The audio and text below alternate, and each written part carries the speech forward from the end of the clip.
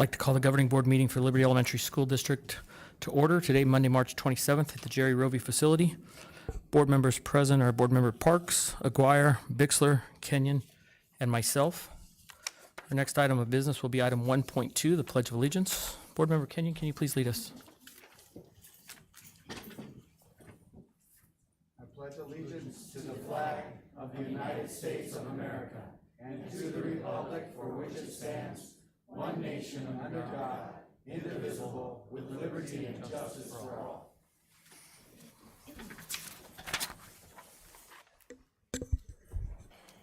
Next item of business is agenda item 1.3, approve regular agenda. Mr. President, I move that we approve the regular agenda consistent with Board Policy BEDB and temporarily suspend governing board policy with which this agenda may be inconsistent. I'll second. Have a motion, a second to approve the regular agenda. I call your name, please specify your vote. Board Member Parks? Aye. Board Member Aguirre? Yes. Board Member Bixler? Aye. Board Member Kenyon? Aye.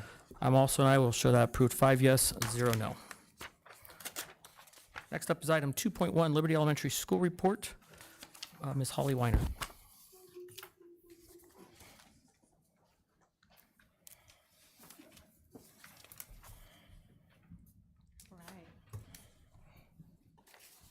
Good evening, Governing Board, District Leadership, and community. Thank you for giving us the opportunity to share about Liberty Elementary School this evening.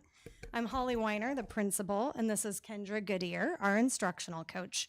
And then behind us is a few of our staff members and community members, and we are excited to share about our school year.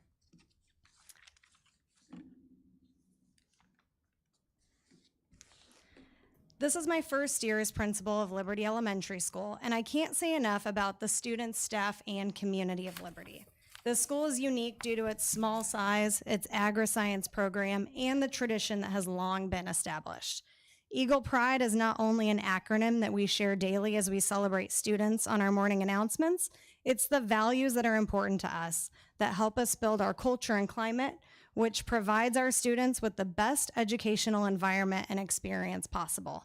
Since Pride holds a special place in our hearts, we will be taking you through these 5 words and how they are implemented on our campus.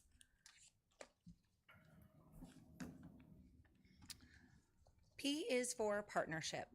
A partnership is a relationship between 2 or more people, and each person contributes. At Liberty Elementary, we have a variety of partners, both internal and external. These partnerships help to build our sense of community.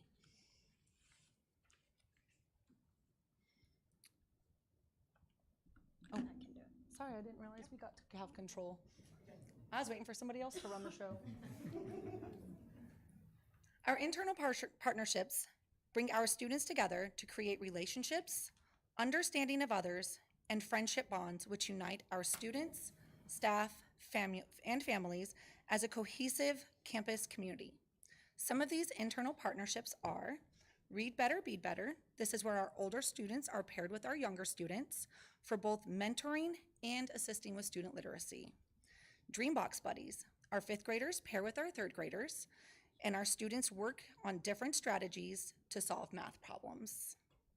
Buddy Rooms. Miss Esposito, our junior high ELA teacher, brings her students to pair up with our K-2 students as reading buddies. Families and community. Liberty has a variety of volunteers and parents who support our students and our staff. We have a wonderful PTO who is always willing to lend a hand in our classrooms and events. And of course, Estrella Mountain. We listed them as an internal partnership because we have partnered with them for some of our signature field trips. These field trips create meaningful experiences and hopefully friendships with one of our sister schools. Along with our internal partnerships, our external partnerships play a role in creating our unique campus culture. Our signature program allows us to create relationships with a variety of community partners. Some of these partnerships are BUHS, so Buckeye Union High School. Their boys baseball team has paired up with our younger students to reestablish this partnership. The boys baseball team came on our campus to promote literacy with our little ones. BUHS FFA, with a variety of grade levels, prepare garden beds, transplanted vegetables, herbs, and planted seeds. They will also be present at our Ag Showcase, which will take place this Thursday evening. Stoats Equipment. This local company supports our ag program not only with monetary donations, but they're also going to assist with our Ag Showcase with farm equipment. Liberty United Methodist Church has supplied us with school supplies, time by volunteering and making desserts for our dessert auction. Buckeye Fire, they work with our preschool and our kindergarten on fire safety. Arizona Farm Bureau's Ag in the Classroom program. They assist our teachers with agricultural unit tubs, teaching ideas, and professional development to support the teaching of the national ag standards. Fertizona, this local company, has worked with our junior high students to probe the soil in our garden beds, and they provided us with soil tests. These tests allowed our students to determine the nutrients and the minerals our soil needed or had in excess. Both have an impact on plant growth and production in our garden beds. And finally, SNAP-Ed is a branch of our U of A Cooperative Extension Office. With this reestablished partnership, we have provided our K-3 students with fruit and vegetable food demonstrations and support with our gardens.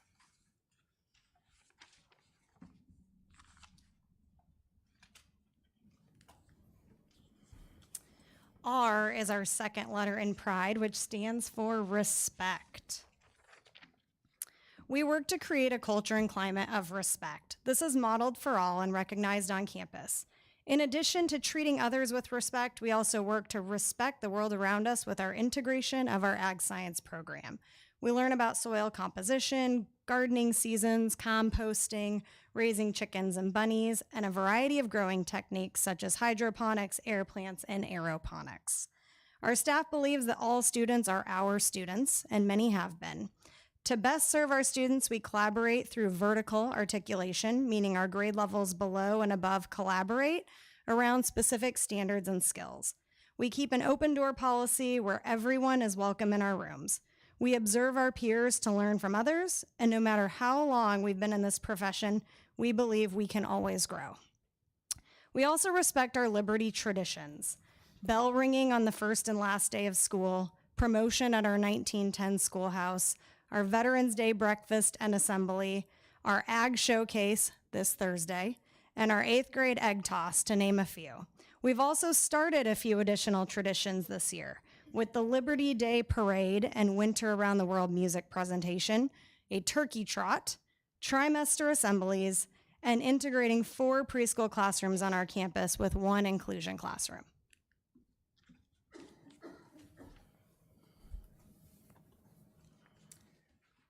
And I is for integrity. Integrity is a guiding principle at Liberty.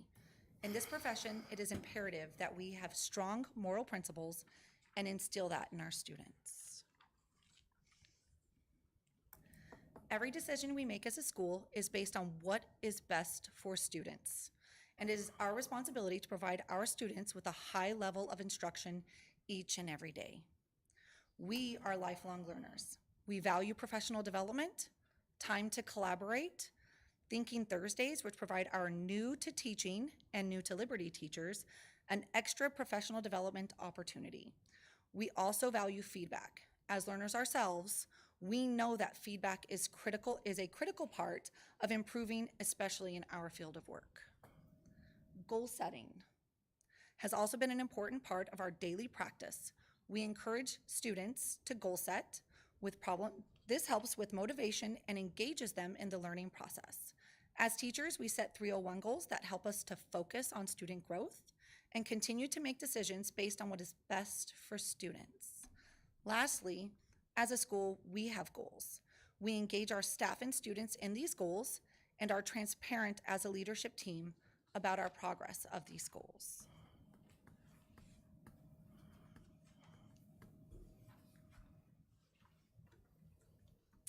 Determination. We are determined to be the best versions of ourselves and provide an environment for students to thrive and persevere.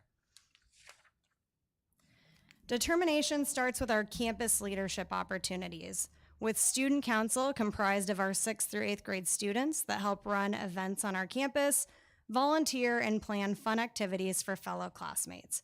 We also have students that are ag leaders. They take the initiative to work in the gardens, care for animals, and shovel the compost before school and during lunches. We also have an amazing group of teacher leaders.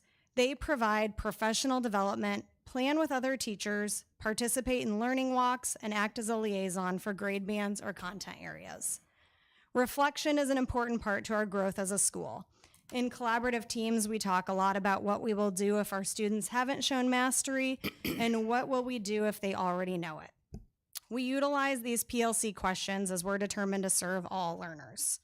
We reflect and make adjustments and further decisions, such as the mid-year morale survey, looking at our end-of-year staff and community surveys, our comprehensive needs assessments, and regular feedback given to us by our staff and families.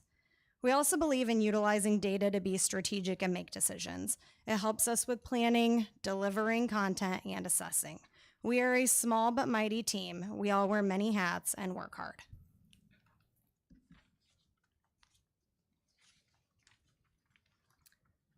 And E is for excellence. We have high expectations. We set lofty goals, but our students are rising to those expectations. We have seen tremendous growth in our Lexile levels with a current school growth average of 152 Lexile points. Our students are exceeding their Dreambox lessons weekly to help supplement current standards and fill in gaps from previous years. We had a record amount of students recognized for their academics and character at our Try-To assembly. Pride is more than just an acronym. It is all-encompassing on our Liberty Eagle campus.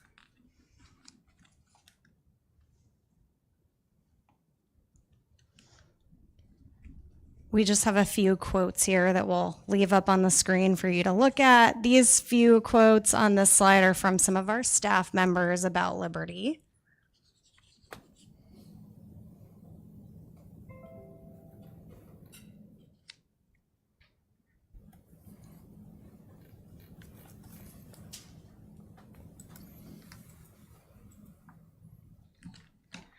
And then my personal favorite are the student quotes.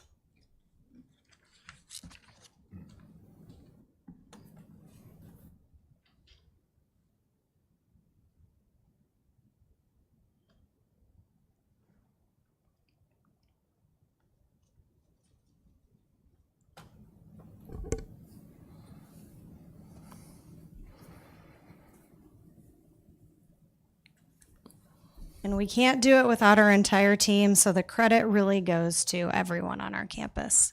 So, any questions for us? You. Any questions from the board? Thank you so much. Yeah, I haven't had a lot of opportunity to be on Liberty's campus, but the times I have been there, I have seen a difference. So I congratulate you. I concur with everything you put up there. I do have a couple things. I didn't realize that the soil testing you had going on there, what a terrific way to open up doors for exploration. I think that is just an incredible thing. So, wow, amazing. What do you do when they already know it? When they already know it, we look for extension opportunities. We look for a new challenge, a way to transfer, some way to incorporate a real life opportunity for them, and also find ways for that integration with ag science that maybe we can transfer that knowledge onto something on our own campus and then hopefully transfer into the work field after that.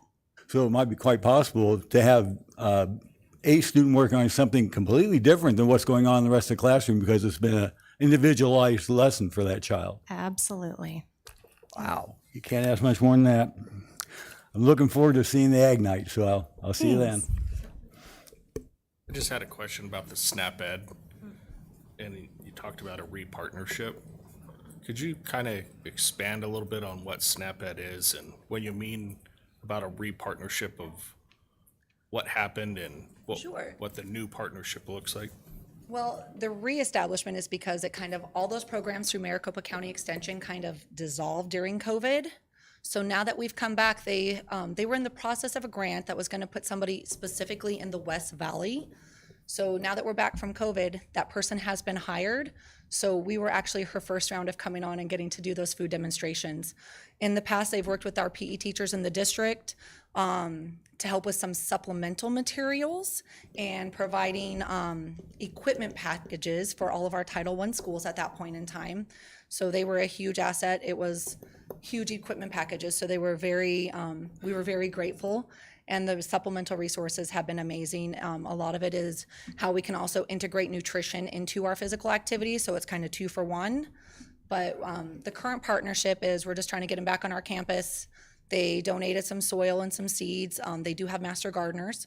So hopefully that's something that we can start re-putting back in there to not only help with our teachers, but also our students. Thank you. Sure. We can't ask questions, sir. That's not, no. You can't do it from the floor. It's okay. Board members, any other questions? More of a comment. There we go. More of a comment. Just thank you so much for the presentation. I know my kids have gone through here and still go through here and absolutely love it. Love the program. Love the ag science feel. That's what I love as a parent. I just love the Liberty campus, and thank you all for all you staff. Those here, those listed. You know, it's just an awesome campus. So thank you. Thank you for the presentation. I concur. I like what I'm hearing here.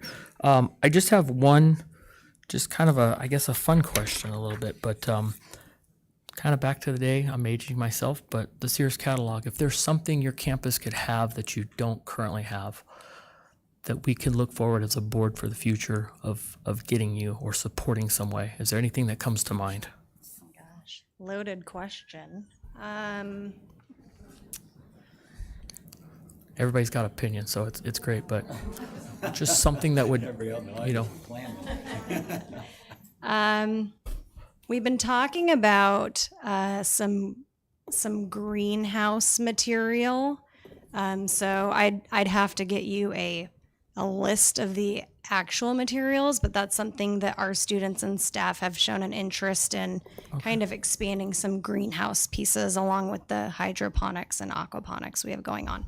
That's fantastic. I didn't mean to load you with a loaded question, but it just, as we look, these signature programs that we have are unique, and I want to continue to see them grow, and so I figured something would come to mind, so that's great. Thank you. Board members, any other questions? Okay, thank you. Next on our agenda is item 3.1, the governing board update.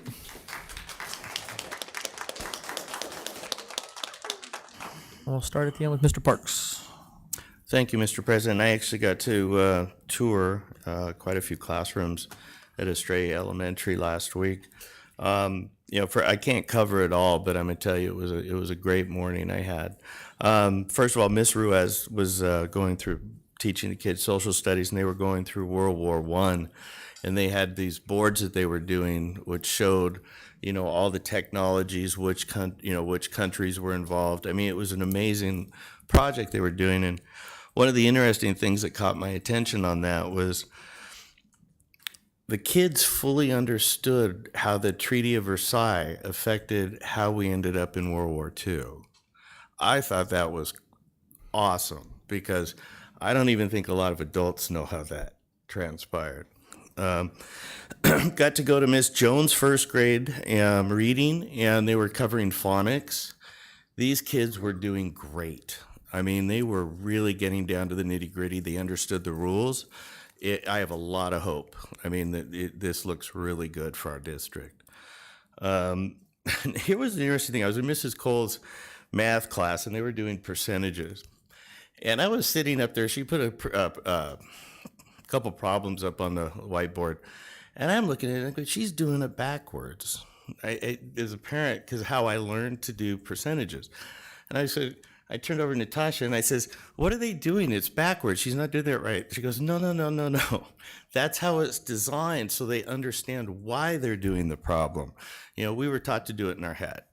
So it was interesting. So I learned something there, and I was actually, the only question I had, and I don't know how we're going to do this. I think this program we're using is really good math program. My question is, as a parent, I didn't quite get it. how do we get parents up to speed on this? Because, you know, having parents involved in our children's education is really important. And if anybody has any really good ideas how we can get some involvement and get people like me with my kids up to speed on how this new math works, I mean, whatever you can provide, I'll take it. But Mrs. Doherty, only one comment. He's teaching the kids Latin. Unbelievable. And they're doing it. Great job, Mr. Doherty. Thank you. Board Member Aguirre. Nothing. Board Member Bixler. Yeah, I also was a part of the tour for Estrella Mountain, and I also was very, very impressed with what I saw there. I expected good things, and I saw a lot of really good things. I can't really talk about all of them, just don't have the time. But it was very, very impressive what we saw on that campus that day. I also paid attention. I'm a social studies person, so I did pay attention to what was going on in that seventh grade social studies class, and they were looking at the First World War, but they were doing it in a way that they were making cause and effect maps. And you could really see the students thinking as this happened and this happened, this caused, this happened, this caused, this happened. It was amazing to see the thinking that was going on in that classroom as they mapped out the cause and effect of events that occurred during the First World War. Spectacular. I also learned a whole lot of new vocabulary there. I learned, well, first of all, it was so impressive to see the continuum of math. There was a lot of the same stuff going on at the lower grades that we saw at the upper grades. There was an obvious continuum going on.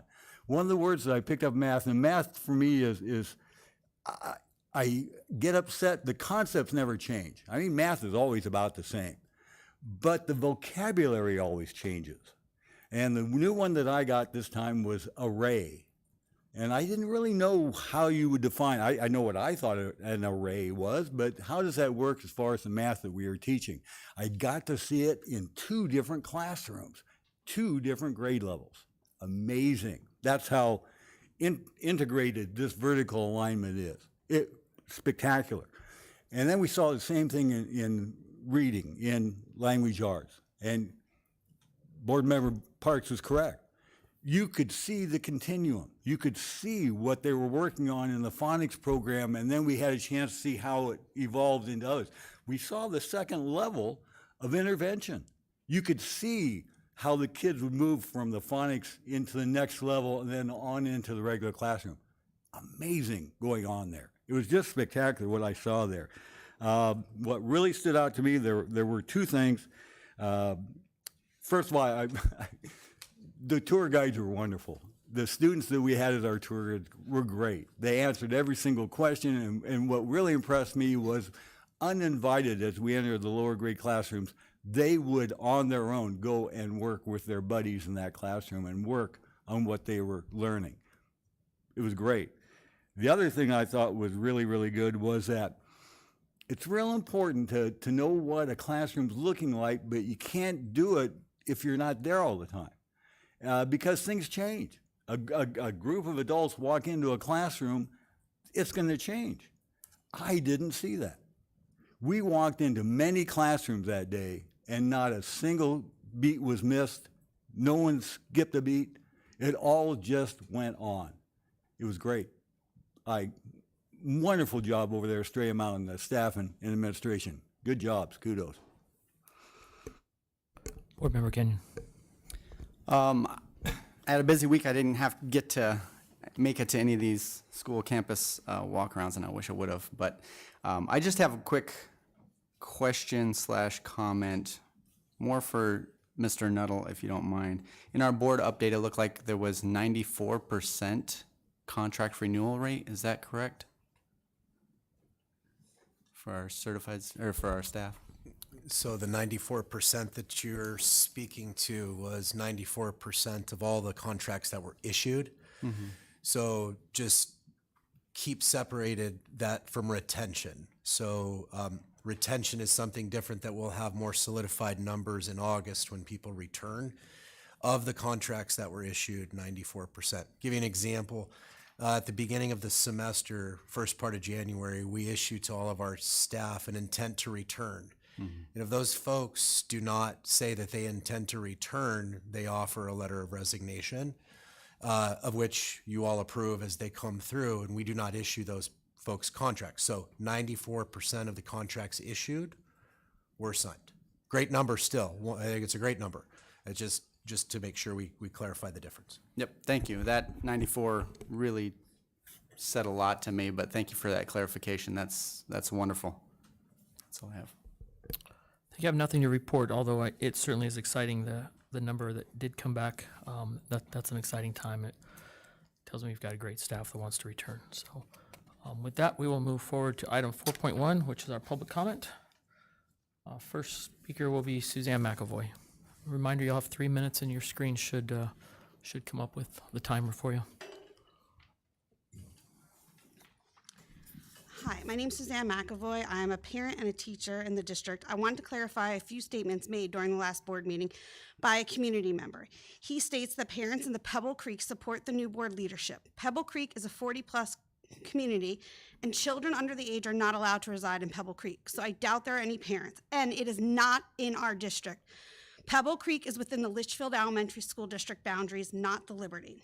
The individual also stated, quote, if the teachers just sat on their butts at the last board meeting and waited instead of lying about Mr. Bogart's contract, which was not being held up on purpose, it was being checked by legal because it was retired to hire contract, end quote. Mr. Bogart does not have a retire to hire contract this year or next year. He's never had a contract through ESI or Smart Schools.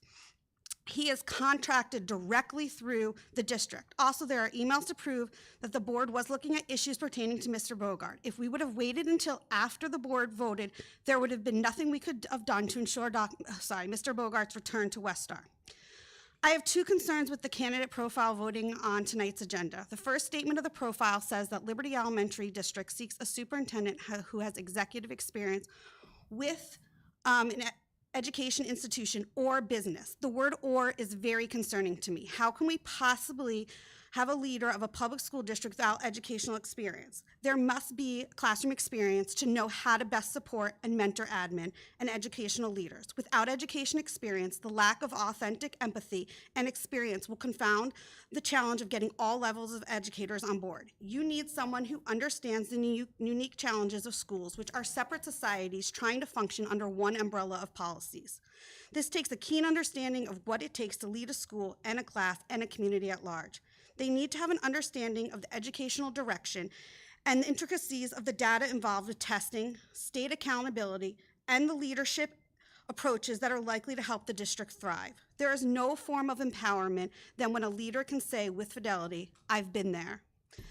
The second concern, and the most notable concern, is not one time in the profile does it mention public education. We need someone with extensive public school leadership experience. Public schools are not businesses. Test scores are not profit margins. Children are not test scores. School grades are not Yelp reviews. Variances are not revenue streams. Teachers are not assembly line workers, and schools aren't factories.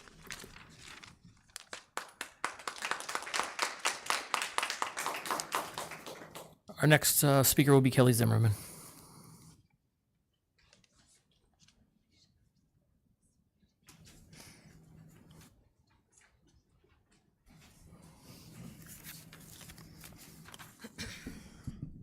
Good evening, board members, district administration, and members of the public. I want to address two things in my comments tonight. First is the interim superintendent search profile. I am concerned about the first quality the board is looking for, and I quote, has executive or administrative experience with an educational institution or business. I think the word "or" is the biggest problem, and that the word should be "and." I understand that the board wants our new interim superintendent to have business experience. However, I do not believe that should replace any educational experience. How can a future superintendent understand teachers if they have never been there and experienced the classroom? The board over the last 2 months has made it clear that teachers are their number one priority, but I am not sure hiring someone with no educational experience is in the best interest of teachers or students. How can a future superintendent understand all the intricacies of running a school district without having any experience in one? I really hope that the board will carefully examine this profile and have an open dialogue with one another, as the hiring of the superintendent is the most important thing that this board will do. Several of the consulting firms that presented indicated in their presentation that there are not enough qualified candidates to fill superintendent positions, so the board must be very careful to attract the right candidates to apply for the job. It is very unfortunate that the board has put the district in the position of having to look for an interim superintendent when we had one that was more than qualified in place and willing to fulfill her contract and allow for a smooth transition. Instead, the district is scrambling, trying to cover the largest position in the district, support teachers and administrators during a critical time in the school year with state testing, hire and plan for next year, and a multitude of other things. Not to mention the enormous task before the district of transitioning to a 4-day week for students that requires an immense amount of planning, as well as preparing to implement a new science, social studies, and math curriculum. The second thing I want to address tonight is the Freedom of Information Act requests. The district/board attorney is now reviewing all requests, which was not done for every single request previously. When a Freedom of Information request is submitted to the district, it states that you should receive it within 14 days, which I believe complies with state statute ARS 39-121.01, which states those requests need to be fulfilled promptly. Now that timeline is no longer being adhered to, and I have a question.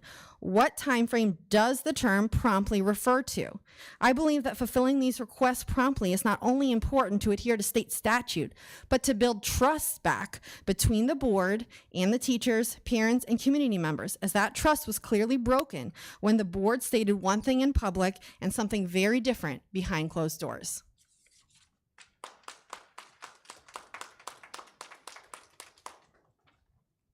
Next will be Tony Reynolds.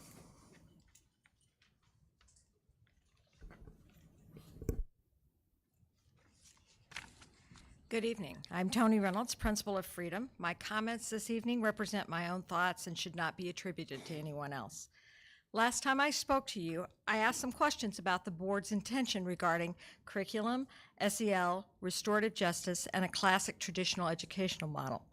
I understand that you could not respond to my questions as they were not on a board agenda. However, I would encourage you to consider addressing these questions in a public meeting. As a board, you have great power in making decisions regarding the direction for this district as long as the majority of the board supports the decisions. And while I would encourage you to represent the entire district and to listen to all stakeholders, the truth is you don't have to. You have the power as a board to make any decision you wish, and this power is only limited by the voters and the Attorney General if there are violations of open meeting law. For this reason, I do not contact individual board members by phone, text, or email because I know that any one individual's response cannot represent the board. I will address the board in a public forum, and I will pay attention to decisions you make in governing board meetings.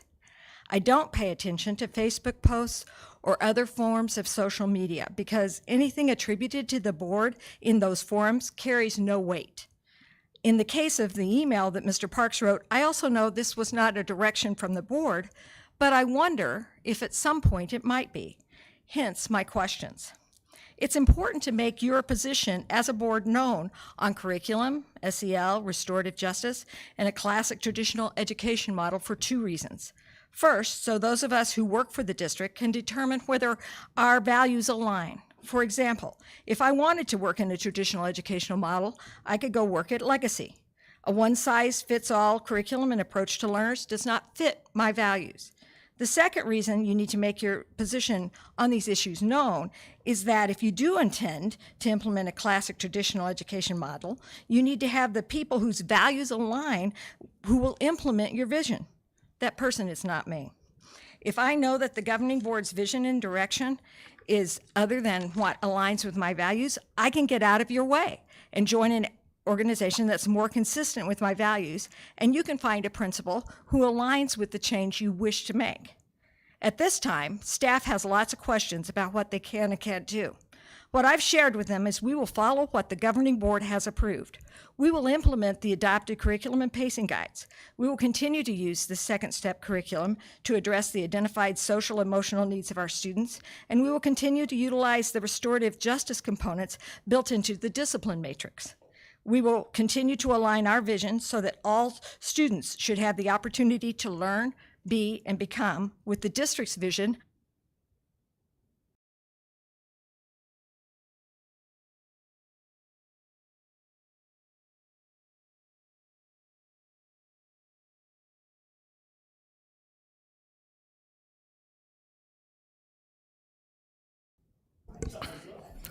Next will be Amanda Lovelace.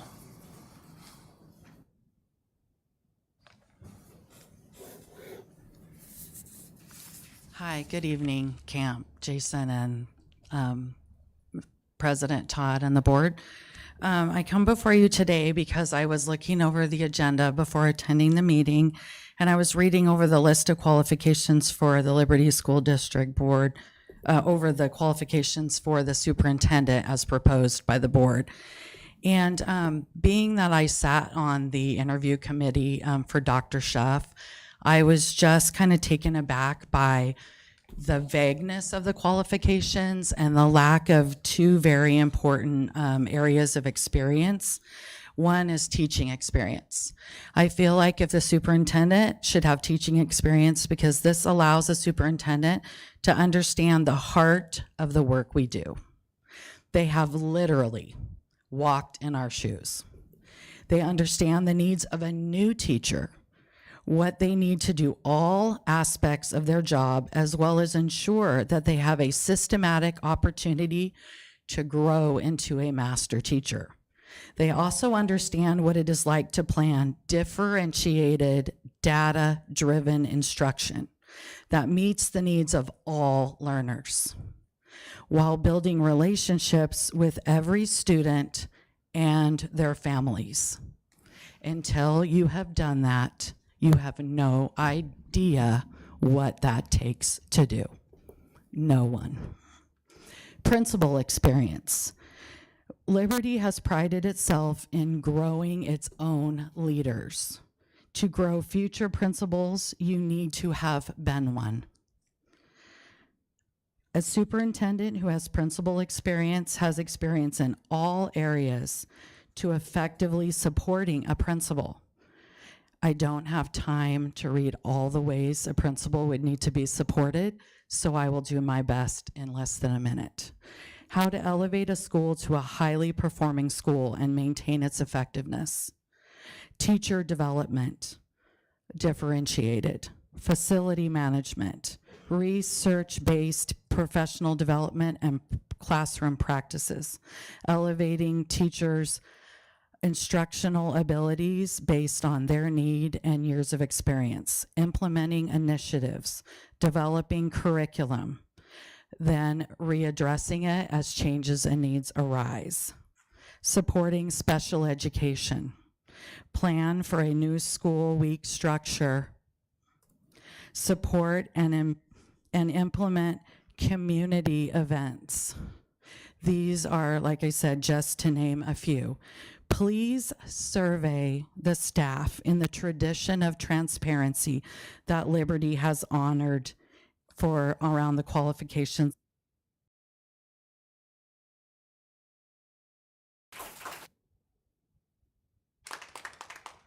Our next speaker is Dave Bogart.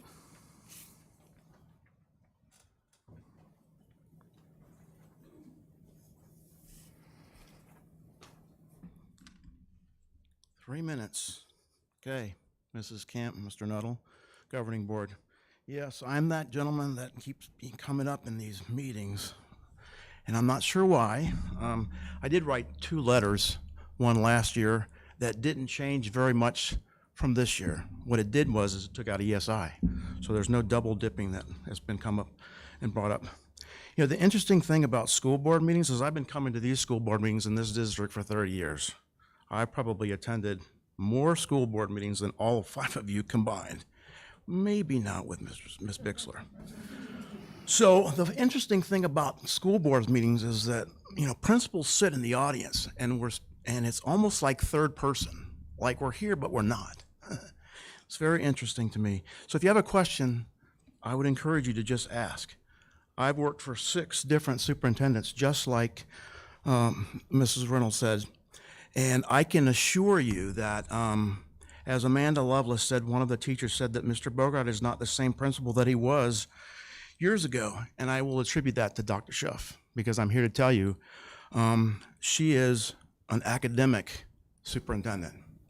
And in my tenure here in our district, that hasn't happened very often. She had acquired a group of people at the district level that know instruction, know pedagogy, know strategies, and she did the job. And that's what I would encourage the board to do as well, is to look for someone who's done the work that we've done. Comparing public schools to the private sector, I did private sector 30 years ago, and there's no comparison to what we do, not even close. There are so many intricacies to what we do and what teachers do each and every day. So you do need someone who can manage vice principals, assistant principals, principals, district personnel.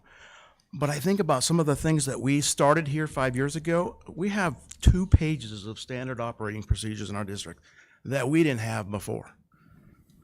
Everything from bus referrals, behavior intervention referral process, child study, cash handling, facility uses, incident reports, monthly budget reports. So those are the kinds of things that a person that the district needs to be looking for, that have experience to be able to run. Because ultimately, our goal at the end of the day is student learning. Period. End of story. I'm never going to spend more money than I have. I'm just not. These guys have been wanting rewards since I've been in this district every year for 30 years for running great budget. So I would just tell you that as Mrs.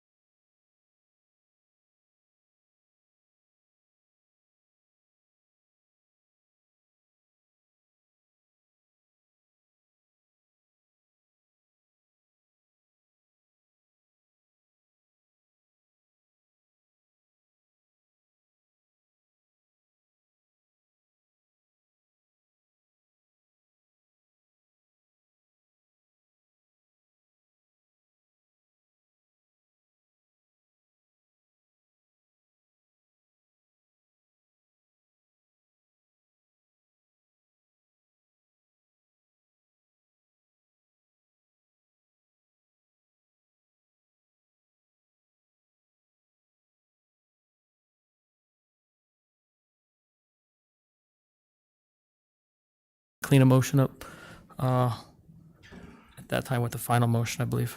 Okay, thank you. Good afternoon, Mr. President, members of the board. It's great to see the staff here too at your meeting. I was impressed with the school presentation. Very well done. We tried to weave the comments of the board members and the survey that we had you complete, which is the traits that great leaders have. We took those comments in that survey and tried to blend it and weave it into the profile that we developed. Now, I know there's concern about that first item, and I have no problem with changing any of this, any of the language. But that was a consensus, was to at least consider a non-traditional candidate. So, Tom, would you please define for us what you guys consider consensus? 3 or more. So a So majority. it could be 3. Yes, that's correct. So, I mean, that's what we tried to do, and the question basically that was asked was, I gotta put my glasses on.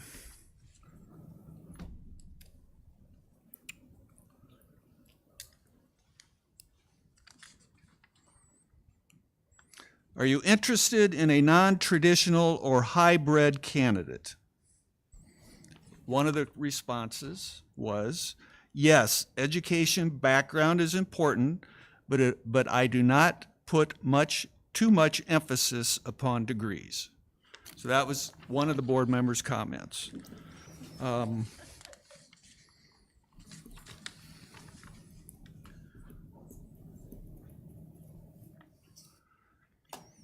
you interested in a non-traditional or hybrid candidate? Not opposed to it? Good leadership skills, outside of the box thinking. That was one of the comments. So that is why that's in there. I mean, it's, I know it's controversial, but the survey items that we looked at, the ones that had a majority of comments were empowers others by promoting team strengths and students first approach,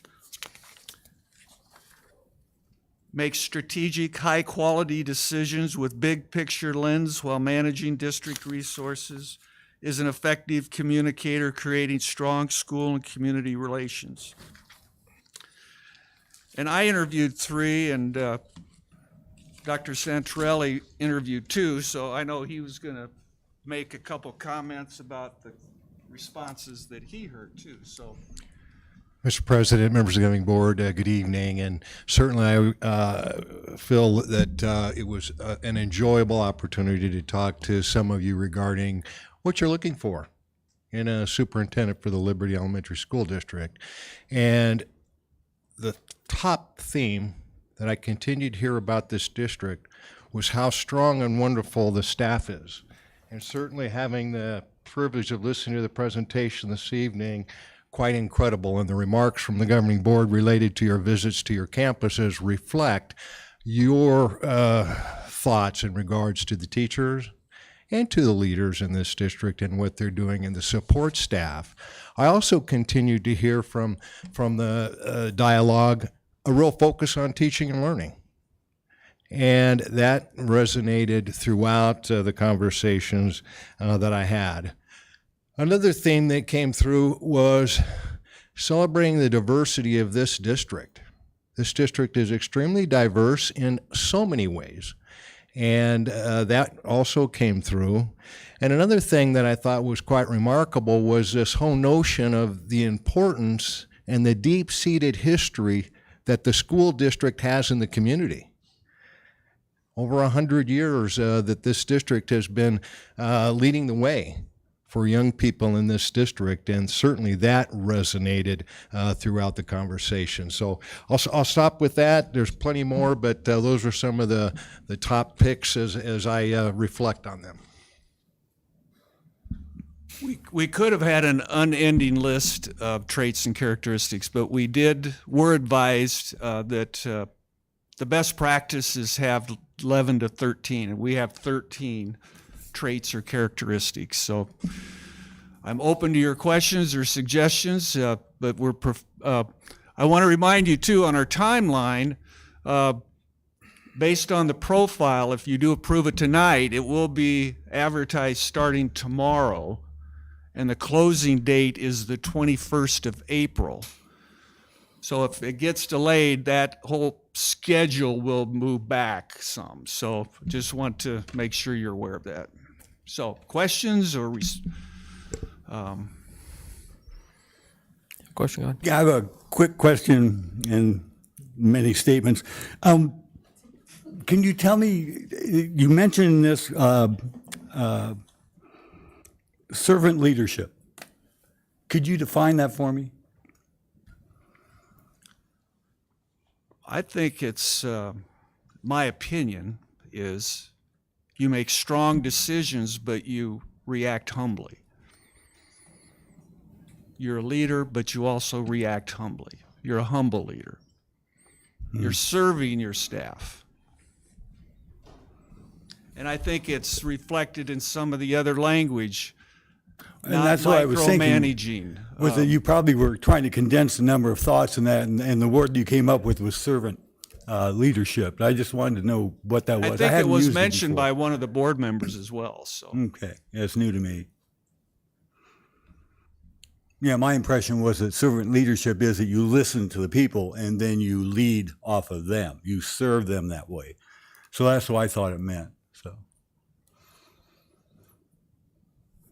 and just for the record, I am not in favor of traditional education systems. I have seen them. I've toured those schools. I would never want to teach in one. I would never want my child in one. I do not want a traditional school here. Secondly, businesses are not schools. Schools are not businesses. If you want to see how it looks to try to run a school like a business, look at most of your charter schools. They go belly up because they overspend and they don't handle public monies in a responsible way, and the kids don't learn. The most I could go with on that first bullet point is that we would consider it. We would consider business experience. But I'm telling you what, I agree with a number of the speakers that spoke here today. You need to be an education person to run a school district.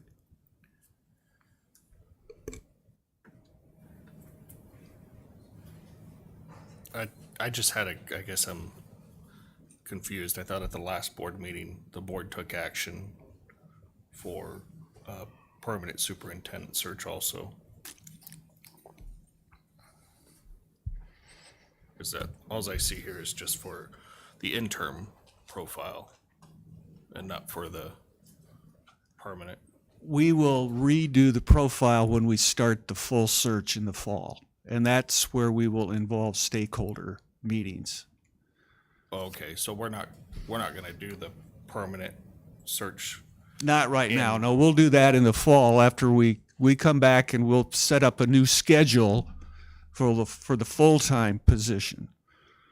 And that will involve re-looking at the profile, gathering stakeholder input, and then we will go from there and advertise again, solicit candidates, have them come in. You'll review the candidates that apply.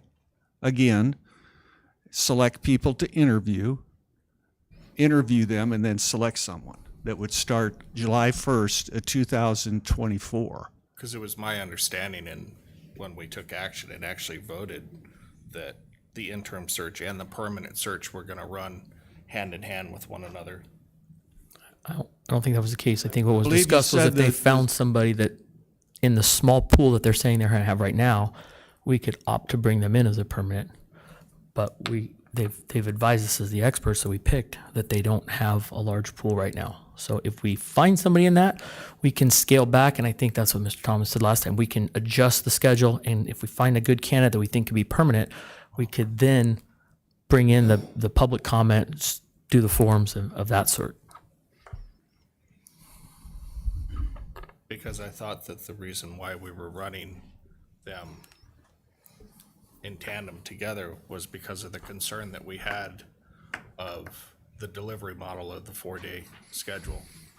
My understanding was that the full-time search would start in October of this fall. I think that was in the motion, that it would start in October.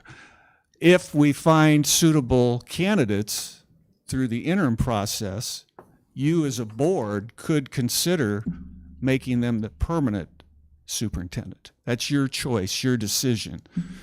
So number one, the motion had no date in it, It had a month in it, I believe. because I don't remember seeing that in the meeting minutes that were just approved. But I do echo Ms. Bixler's thoughts of that I am not for a traditional type learning environment. I am not for having somebody in business come in here and try and tell people how to teach young people to learn. For me, I understand the business part, but I think that's where you actually have a business management specialist, which through the audits and the awards that this district has gotten, I believe that that's been pretty exemplary with that part of it. So I'm not sure where the business part comes in, but We're not recommending that. We're just reflecting what the board told us. Yeah. And we want to, it's totally your decision. And I would say that there are some non-traditional candidates that have strong leadership skills and abilities that have been successful in running organizations. So, but it's certainly something you would have to consider when you're interviewing candidates to determine whether they have the skills that you want to be the next superintendent at Liberty Elementary. and I appreciate that you say organizations, but see, like for me, the way I think of a school district is they're not an organization, they're heartbeats. They're living they're living beings, right? And so you have to do what's best for them, because what we do now in their education is going to translate to the success of this community, this state, later on when we're collecting our Social Security and they're paying the bills. So, thank you for the interview, by the way.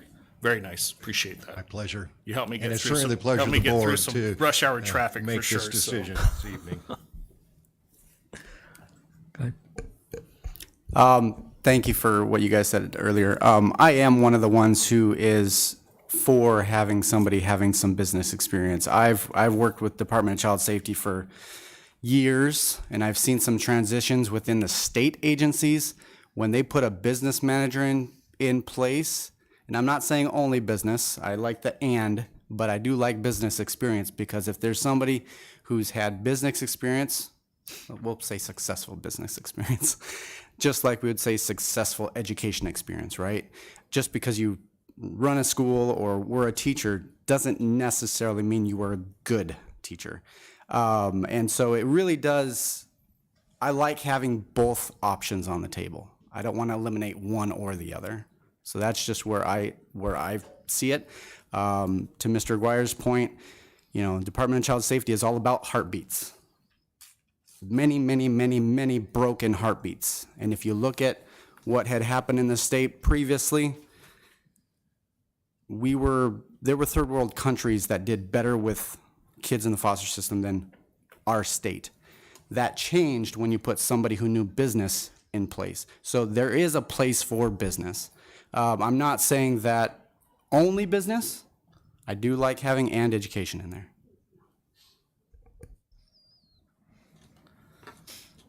So I understand the point. I think as education has changed, we look at what's happening in our education system.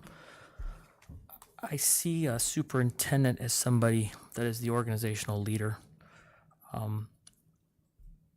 I see our assistant superintendent of education services being our true expert in education. So having some background in both and having some real financial business aptitude as we migrate some tough budgets, some ever-changing economies, is important. And I met today with another educational leader in the community, and they talked about we've got to get out of speaking education. That sounded kind of strange at first, but what they were saying with that, and I asked them to clarify because I didn't understand that comment. The comment was, we've done things one way for a long time. We've just kind of born and raised right in this area, and we've got to start looking outside the box. They pointed to WestMec and said, look what WestMec is doing, out of the box, a lot of different things taking place. Look at what some of your colleges are doing, what some of the high schools are doing. So I think it's important that we take somebody that's well-rounded. This document with qualities right now is simply an opening dialogue. It's a handshake. Say, let's talk. What do you bring to the table? It does not say we have to hire somebody who has no educational experience. It does not say we have to hire a business person. So as things have changed in this world, and I think you both have said every time you've been here, people are getting out of this career. That pool is getting smaller and smaller. More and more difficult to find people who do this job. When I think about education, I just kind of looked up while I was sitting here. Arizona State University, anybody ever heard of that place? Education institution, right? The leader of that group does not have a teaching certificate, doesn't have anything with that. He's taught some classes, but he doesn't have that. But what he has is the acumen to work with the community, to work with the right people downstream to make sure that he's got deans of each college that are proper, that are overseeing that. He's also not able to be an expert in everything that ASU teaches. That's where we get our assistant superintendents to do a lot of that work. If we look a little bit farther and we say, I agree, schools are our heartbeat. We look out and we see these children performing every day. The other thing that's a heartbeat is the fire service. And I can tell you right now, the fire chiefs in this valley, across this country, are not experts in everything that the fire departments do. They may not be hazardous materials technicians. They may not be technical rescue experts. They may not be paramedics. In fact, most of them have given up their certifications by the time they make fire chief, and they did that several years ago when they were an assistant somewhere, and they've let those things go. But what they have is the ability to find people in the chain of command downstream that are able to lead specific instances. Hazardous materials team, specialized. They have an expert that does that. There are very few fire chiefs across the country who you really want to be in charge of a hazardous materials incident because they're out of that world. Many of them have never done it. They were firefighters. They have some basic training. They have some general idea. Most of those folks have now gone on and taken on business degrees and other degrees outside of the fire service or the police service to do that. As we look at other entities across the valley, you see that in a lot of places. So I think it's good to combine some knowledge of both and open the door up to see what's out there. And I think that's what that topic did when the question was asked, are you opposed to it? I'm interested to see what it means without talking to the people that are out there. I have no idea what is available and how we can combine those sources, but I would hate to exclude anybody.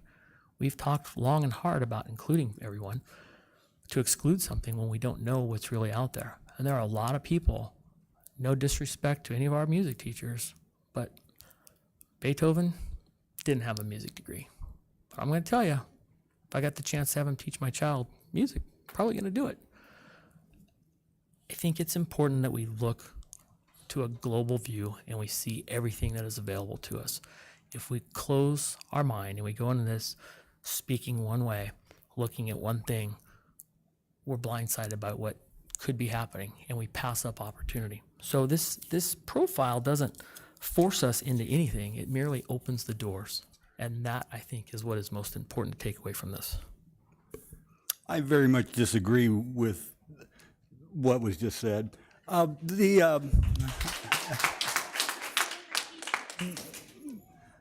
Business, I don't care what Citizens United said, organizations are not people. Schools are people. And you gotta work with them like that. I remember our former governor making some kind of weird statement that you could run a McDonald's and be a principal of a school. No, you can't. It doesn't work that way. The urban myth that running a business is similar to running a school just isn't true. Gosh, I wish no one had ever started that one. Again, the most I can go with any kind of comment on business would be that we would consider it. And that's as far as I'm going to go. I want an education person.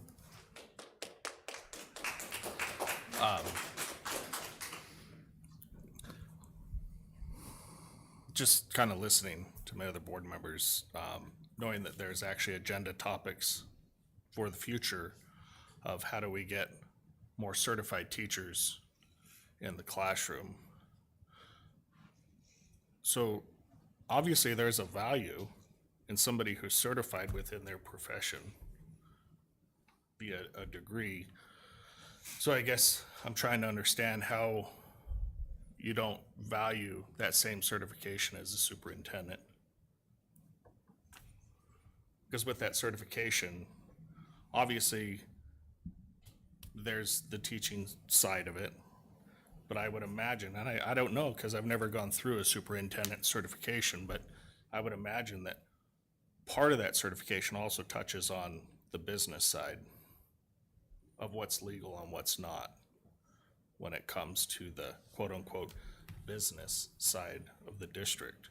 Actually, you see a lot of that in your pre-administrative certification classes. That's where I saw most of the business and finance part of it. Was there before superintendent? So I guess the point I'm making is if there's value in certified teachers, I would certainly hope that there would be value in a certified superintendent.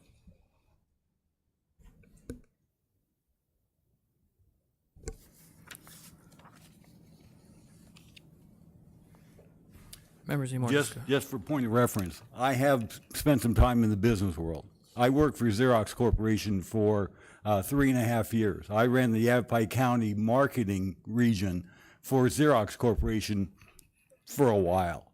So I know what businesses look like and how they operate, and they are nothing like the way a school operates.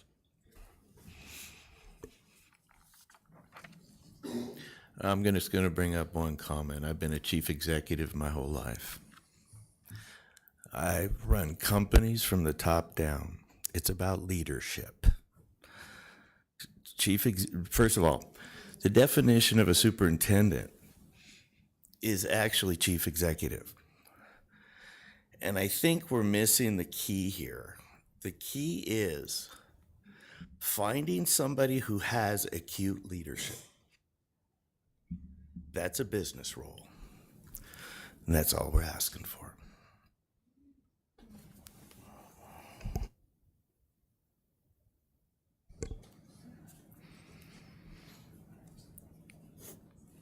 Members, any more comments, discussion? Mr. President, I move that we change the first bullet point on the profile to read, has executive administrative experience with an educational institution, period. Comparable business experience will be considered. Second. Okay, let's do that slower for Ms. Rodriguez to capture, if you could. She's got to record it. Ms. Bixler, I think the motion is to keep it the same except for when you get after educational institution. Is that correct? Correct.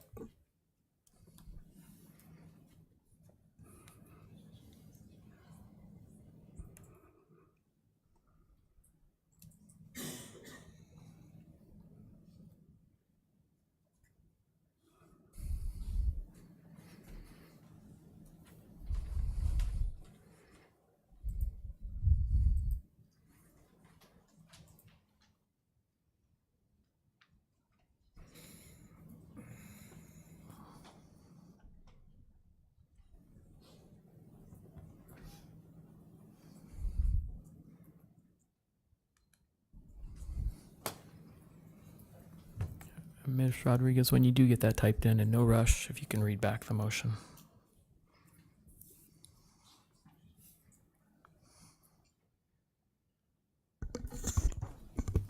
Okay, so approve the profile as is with the removal of or business at the end of the sentence, and add comparable business experience will be considered. Correct.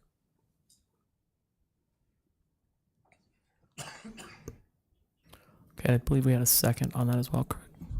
Mr. Aguirre seconded. Okay, we have a motion and a second. Changing the line, the first line. When I call your name, please specify your vote. Board Member Parks. Nope. Board Member Aguirre. Yes. Board Member Bixler. Aye. Board Member Kenyon. No. I am also a no. We will show that it failed 3 no, 2 yes. Mr. President, I make a motion to approve the interim superintendent profile. I have a motion to approve the superintendent profile. Do I have a second? I'll second. I have a motion and a second to approve the profile. When I call your name, please specify your vote. Mr. Parks. Aye. Board Member Aguirre, No. Board Member Bixler, No. Board Member Kenyon. Aye. I'm also an I will show that approved. 3 yes, 2 no. Next on the agenda, Thank you. thank you. Can I just have a clarification, please? So what we're saying is we want a superintendent that has education and business experience. When was the or added? The or is part of the original profile. Part of the original profile. I'm sorry, is that what that says on that pager? I thought it said or and.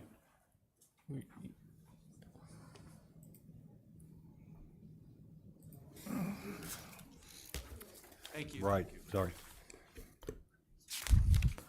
Okay, next item on the agenda is 6.2, discussion consideration to approve SAVIS, My World Interactive Social Studies, as the primary instructional resource for 6th to 8th grade social studies. Good evening, Mr. President, governing board members. I am excited to once again bring forward a district administration to recommend approval of the adoption of SAVIS, My World Interactive Social Studies, to be used as the primary instructional resource for 6th through 8th grade social studies. Our committee members, there were several. We had Ann Hansen, Stacy Ruiz, who's in the audience, Vicki Johnson, also in the audience, Devin Lusinger in the audience, Alex Suarez, Darcy Barber, Sarah Stoner, Bruce Nemensky, also in the audience. He's that tall man in the back. Sarah Schaefer, Loretta Zumbro, Katie Jacobs, Rebecca Willie, Susanna Fenn, Erica Daniel, myself, and we had several parents for this committee. I would like to give a shout out to Peter Smith. He was with us the entire time. He attended all of our meetings, I think, except for one, right, committee? I think he wasn't at the very last one, but was just integral as a parent voice. Erin Estes, and then also Tina Skelly attended our first one. The 6th through 8th grade Social Studies Adoption Committee met a total of 5 times throughout the last 5 months. This committee was open to the public. The committee agendas and meeting documents were posted using board docs. Committee minutes for each of the meetings and the video recordings of each meeting were also posted on board docs.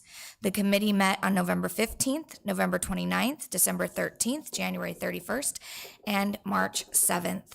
Committee meetings consisted of accomplishing the following tasks: creating a rubric to evaluate the social studies primary resources, narrowing the options of the social studies primary resources to put on public review for 60 days, and for the social studies teachers to pilot. We also had trainings provided to our committee teachers to pilot both resources in their classroom for at least 20 instructional days. The first pilot began on January 2nd and concluded on January 27th.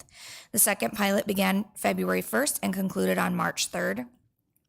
They evaluated those top 2 resources and selected the resource to recommend to the superintendent for the governing board approval of adoption. My World Interactive Social Studies is a comprehensive program for 6th through 8th grade.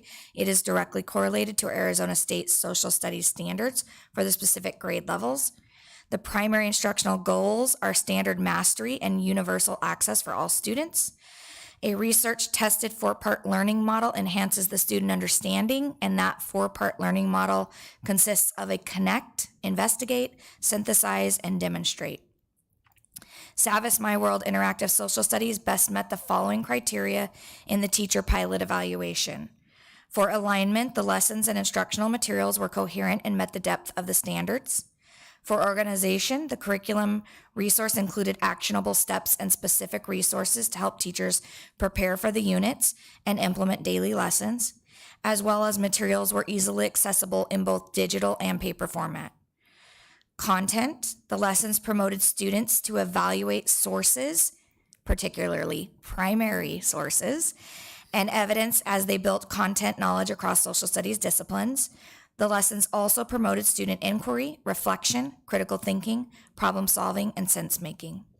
District administration supports the Social Studies Adoption Committee's recommendation to approve the adoption of SAVIS My World Interactive Social Studies as the primary instructional resource for 6th through 8th grade social studies. Members, any questions or comments?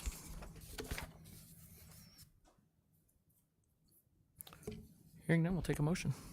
Make a motion to approve SAVIS, My World Interactive Social Studies as a primary instructional resource for 6th through 8th grade social studies. Second. We have a motion and a second to approve SAVIS, My World Interactive Social Studies as the primary instructional resources for 6th to 8th grade social studies. Any discussion? Before we call the vote, I would just like to thank the members of this committee. I did not get to take part in observing this one, but I know the quality of teachers and staff that we have here and our parents. I'm confident that you all picked what was best. We were fortunate enough to actually see one of the pilots when we took a campus tour a couple of weeks ago, and it was seemed very well, and that's first time material being taught by a teacher. So not only are they trying to figure out how that lesson plan goes, but then present it, and then the board and administration walks in. So it was smooth. I think it was done well. And again, I'd like to thank you. So I will be supporting this 100%. So with that, I'll call for the vote. Board Member Parks. Aye. Board Member Aguirre. Yes. Board Member Bixler. Aye. Board Member Kenyon. Aye. I'm also, and I will show that approved 5 yes, 0 no. I also would like to thank our committee members for coming tonight and all of the work that you've put in the last 5 months to choose a fantastic resource for our students for the fall. Thank you.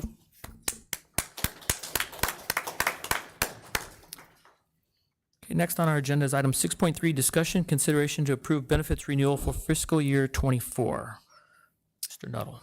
Mr. President, governing board members, while our team is making their way to the podium, I just would like to welcome Miss Lisa Weston from Gallagher, Miss Sherry Stevens from Asbate, and Miss Floor Signs, also from Asbate, who is our account manager.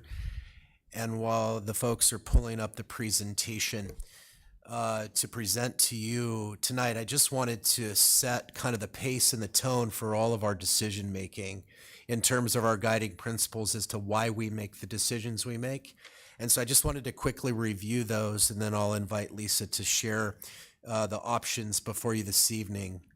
So we collect data in survey information. This is a really cool way to gather data on how we're doing, the benefits packages that are put forward, and any decisions that are made to make changes in benefit to our employees, primarily speaking. Along those lines, when we make decisions, we want to minimize any benefit changes that might occur year over year. And the reason why we do that is because what the survey data tells us year over year is that if I make this gigantic paradigm shift, I likely will have to change the person I've been seeing as my primary doctor for a number of years. Anytime you have those shifts, we want to minimize those as much as possible. We also have wanted to minimize the financial impact to our employees, how it hits the pocketbook. It's one thing to provide them percent increases in their salary, and it's another thing to provide them exponential percent increases in their benefits premiums. And so we want to try and widen that gap as best we can through a variety of programs. Benefits plan changes and network changes and prescription costs and deductible and out-of-pocket maximums and copays, things that go beyond what hits a premium withdrawal from a paycheck from an employee also counts and matters. And so we make decisions based off of that. We also are looking about the sustainability and financial planning for the district. How does it impact the district? As we've heard over and over this evening, our business department for many years beyond us and many years past us has done a wonderful job of ensuring that we have the resources to support our employees. We also want to make sure that we have a variety of plans to offer because employees have different situations and circumstances by which we want to try and offer plans. So when we bring forward options for you all, we have had these guiding principles as the foundations upon which we make recommendations for you. So everything you see will have parts and pieces to that tonight. And so I'd like to invite Lisa to go ahead and continue. Lisa Marshall is also our benefits specialist in our district. And I will tell you that she is one amazing employee. I will just simply say that publicly. And I she'll tell me tomorrow I don't say it privately enough, so I'll say it to her tomorrow as well. But I just wanted to recognize the team of people that really look out for the best interest of all of our employees, because we do recognize that it's a recruitment component and a retention component, and we want to make sure that we're doing everything we possibly can under these guiding principles. Lisa? Thank you, Mr. Nuttall. Good evening, President Todd, members of the board, administration. My name again is Lisa Weston. I'm with Gallagher. I'm the account executive that works throughout the year with your benefit team, your administration team regarding anything related to benefits. We support you throughout the year, and of course, at this time of year during the renewal process, we are intricately involved with your leadership team to determine what the best next step is for your 2023-2024 benefit plans. The presentation that we're going to take a look at is actually broken into two separate parts. First, I want to focus primarily on your medical plans. We'll have in-depth discussion relating specifically to the medical renewal, and then we'll move forward after that discussion relating to medical onto the non-medical plans that relates to dental, vision, those sort of benefits. So looking forward, moving first into the benefit renewal relating to your medical. Now, the one thing I do want to mention, you are part of the ASBATE Trust. You've been part of this trust for a number of years now. I know we have had discussions in the past relating to this trust and the desire to want to seek an opportunity to be out of the trust. The good news about being within the trust is it does provide protection when your claims experience runs high. Utilization and cost to premium are on the heavy side, meaning that employees are utilizing the benefits to the fullest extent, much beyond what the premium was initially set for. So we've had a number of years where that cost and loss ratio has been very high, and which has led to some higher two-digit renewals over the last number of years. Now, I do want to mention that this year, the trust did have a max cap premium increase of 15%. Liberty did not receive that full highest premium. While your claims were running hot and high, and I want to explain what hot means. You did have an overall first initial presentation of renewal at 10%. Now I want to just kind of educate for just a moment about claims experience and how that works, so we can have a better understanding about why the percentage increase of 10% was provided. So as shown on the screen up here, you have 3 medical plans in place. You have a classic gold plan, which is considered the buy-up plan. This plan is a plan that employees will purchase and spend more in medical premiums out of their paycheck as comparative to the high deductible health plan A and the value silver plans. So when you're looking at the screen, you'll see up here the loss ratio for this current plan year only, 7/1 of 2022 through January 2023, is 133% loss ratio. So what does that mean? In the world of loss ratios, when your premium is developed, typically they determine 80 to 84% of that premium is going to be designated towards claims. The other 16% roughly is set aside towards administrative costs. So when your claims experience exceeds that 80 to 84%, you are exceeding well what premium was designated would be utilized by your staff. So when you're looking at a plan like the Classic Gold, it's running at 133% loss ratio this plan year only. Keep in mind that whenever the renewal is developed, they look beyond the current plan year. We always keep track of the rolling 12, so they look at your history as well. So as you can see, there's 185% rolling 12. So it goes back 6 months within this current plan year, and then the 6 months prior. So 185%, I know it's quite shocking. It means that this plan, while it does cost more out of pocket for your employees, those employees are maximizing it to an extent that is far beyond what the premiums are currently essentially designated to handle. As you look at the high deductible health plan, it's doing exactly what it's supposed to. It promotes healthcare consumerism. With that health plan, employees must meet that deductible before the insurance company begins to pay benefits. So as you can see, the high deductible health plan has a 50% loss ratio and a 44% rolling 12. This is why the district contributes money into that health savings account to help offset the load of meeting that deductible. But because of the way that plan is designed, it really does promote employees being really good consumers and say, well, I'm going to have to spend a lot more money up front when I receive any sort of care. Do I need to do this, or is there a method I need to think maybe a little bit more strategically about what kind of care I'm receiving? So that's why you see that 50% loss ratio for the high deductible. Also, last year we moved to the Value Silver plan. That plan is actually running phenomenal as well. It's running at a 38% loss ratio for current plan year and 50% rolling 12 loss ratio. Now, when ASBE looks at all plans collectively when determining what your renewal is, so they presented a renewal of 10%, equivalent to $280,644 increase above your current premiums. Now, that is for all plans collectively at a 10%. So they also provided a renewal increase of 5% on your renewal plans as well. Now, Gallagher Benefit Services, along with your administration, we had extensive conversations with ASBE asking for rate relief. They were able to accommodate our request, and they reduced that initial renewal of 10% to an 8.4%, equivalent to $237,384 above current.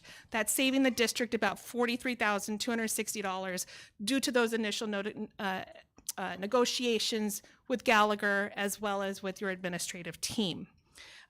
What they did, though, whenever they presented that renewal, instead of being an overall initial 10%, what they did was they said, well, because that classic gold plan is the one that's running hot, they did not decrease the way that the renewal on that plan. That plan maintained a 10% increase while they decreased the rates to an 8% for the high deductible health plan and Value Silver plans. Now, before I move to the next screen, I just want to ask any questions, any further clarification so far? I know that you're saying that the gold plan's running hot. Do we have a percentage of our employees that are on the gold plan? We do. We don't have a percentage. I can tell you the number. It's 61 people. Not all of our employees take our benefits, so 61 out of all of the folks who take benefits are on the gold. And for round number on total number of employees involved in the package? How many do we have? So let's see, 150, 250. It's about 300 employees roughly. So about total. 20% of our people are on gold. 40%? 20%. Yeah, 50% are on silver. Yeah, actually a little more than that. 151 people enrolled in the silver plan, 97 people enrolled in the high deductible, 61 people in that classic gold plan. Okay. So Can you say those numbers again? Really, I'm sorry. Can you say those numbers again? Sure. You have 97 people enrolled in the high deductible health plan, 151 people enrolled in the Value Silver plan, and 61 in the classic gold buy-up plan. Thank you. Sure. So moving to the next slide, essentially the good news. Do you have the numbers on how many people in that classic gold actually utilize that plan to its fullest extent out of those 61? I also have Sherry from Meritain up here, so I'm going to ask her to step up and see if she can assist with this question, please. Thank you. Mark, I'm so glad you brought it up. I do have a slide on that. I was going to print it out and bring it to you, but I will follow up with you on it. It's an interesting comparison of who's actually tapping into and utilizing the plan and who's just buying into it as an insurance policy for the what if something happens to them health-wise. So yeah, I can provide that. I apologize that I did not bring it tonight, but we took a look at that for last plan year, you know, and brought that to Jason and Lisa at that end of the year meeting, and it's enlightening how many people are actually utilizing their medical plan. So, Can you just say, is it a majority, less than a majority? yeah, I'd say, you know, obviously when you've got individuals purchasing up in the classic gold arena, you know, they may be of the school of thought that they either definitely have a health condition or they're buying it as an insurance policy for the what if. And ultimately, those people that are utilizing it can tend to be your sicker people. And so I'd say, you know, a significant amount of them are utilizing the plan. Okay, thank you. So, as being part of the trust, there are a number of other plan options available to select from. So, while you have 3 plans in place, there are additional high deductible health plans, additional gold plans, and additional silver plans that essentially provide a variety of deductibles, co-insurance, out-of-pocket maximums, and co-pays.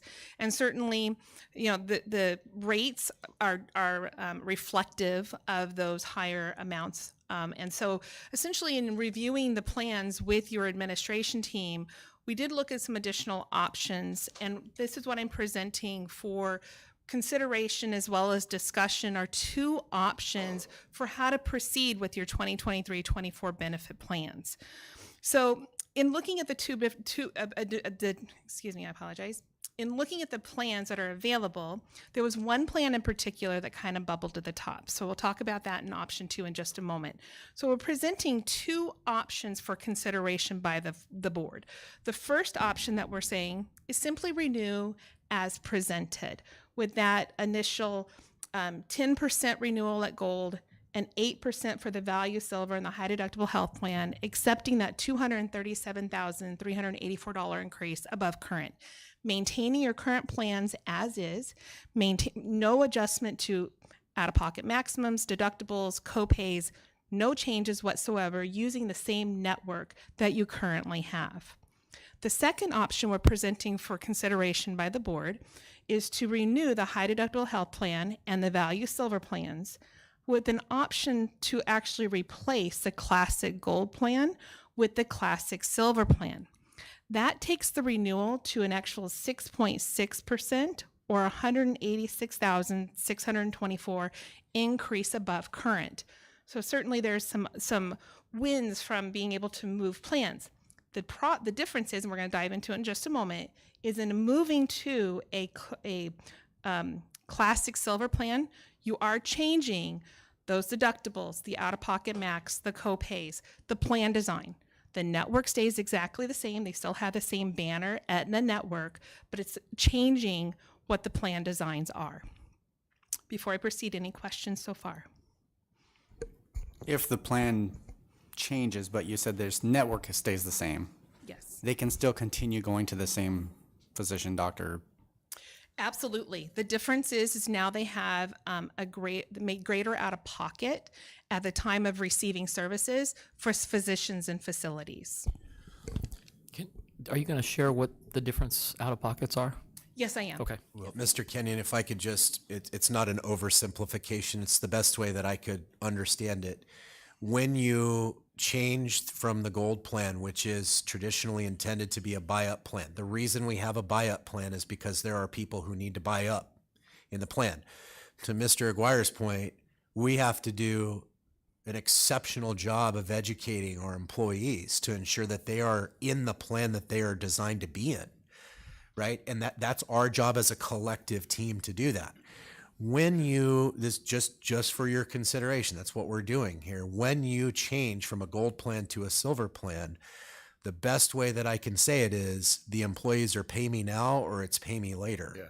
That's really what it is.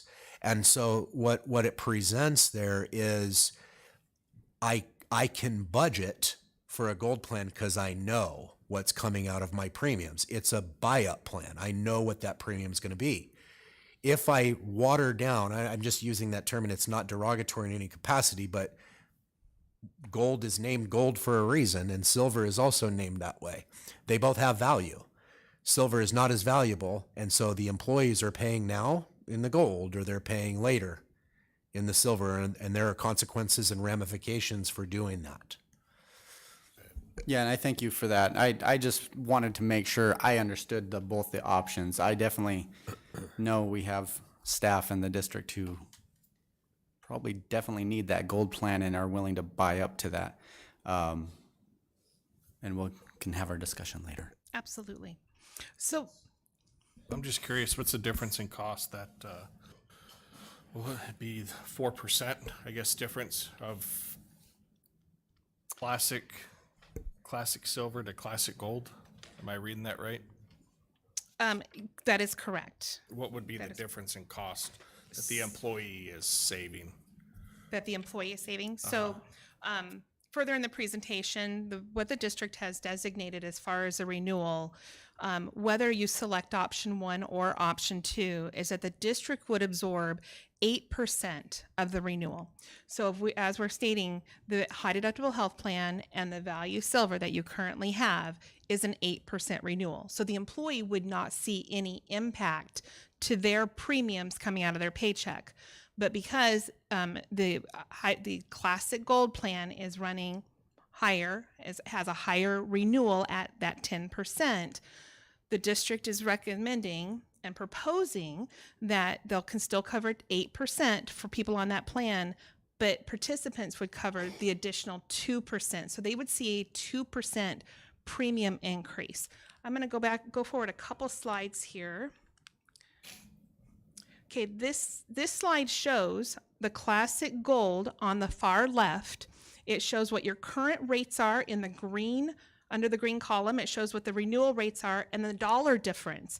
So a dollar difference for an employee only at a full 10% is $74 employee only. Now, the district is going to pick up 8% of that 10% renewal. The employee is only responsible for 2% of that. On the other two plans, the Value Silver and the High Deductible Health Plan, the district would absorb that 8% renewal. So you can see, as you can see, it's the difference for employee only on Value Silver is $50. And the difference for employee only on High Deductible Health Plan is about $47. So just on this one then, so silver, high deductible, the employee wouldn't see any increased rate. However, gold plan would see an increase 2%. Correct. Under the option 1, okay. Correct. Yes. So to bounce back for just a moment. Lisa, I'm sorry, just for clarification, we're making sure that we are equitably distributing what our district is providing for all of the employees. So what our recommendation is in option 1 is the district is going to absorb 8%. The gold plan, to minimize the changes in that plan, and because it's a buy-up plan, the recommendation is to add the additional 2% for the employees. But our commitment as a district, based off of this recommendation, is to provide an 8% district absorbed increase for all of our employees who opt for benefits. In the open market, the way it is today, that's a heck of a deal. The nice thing I think about the option 1 is keeping the current plans we have, but the free market might help to adjust people into the silver plan anyway because of the increase. So may have a benefit to it. We want to educate our employees to use the plan they're supposed to be in. That's correct. Absolutely, right. Well said. Better than I said it. No, sir. So this what I'm showing you on this screen is the option 1, which is again renewing as is, the 8% for those two plans, the 10% for the classic plan. Essentially, again, that 2% being passed on for just the employees enrolled in that classic gold plan, which is equivalent to about 61 employees that would be impacted as currently enrolled. Moving on to option 2, however, this is a secondary option that was presented. What this is an option that what it does is it essentially keeps employees that are currently electing the high deductible health plan and Value Silver at that 8%. That would be, again, absorbed by the district. With those two plans, no changes to deductibles, co-insurance, out-of-pocket maximums, and the copays on those two plans. Everything stays exactly the same. However, we're saying in lieu of renewing the Classic Gold, we would move to a Classic Silver plan at 2.1% above current if you move to that plan.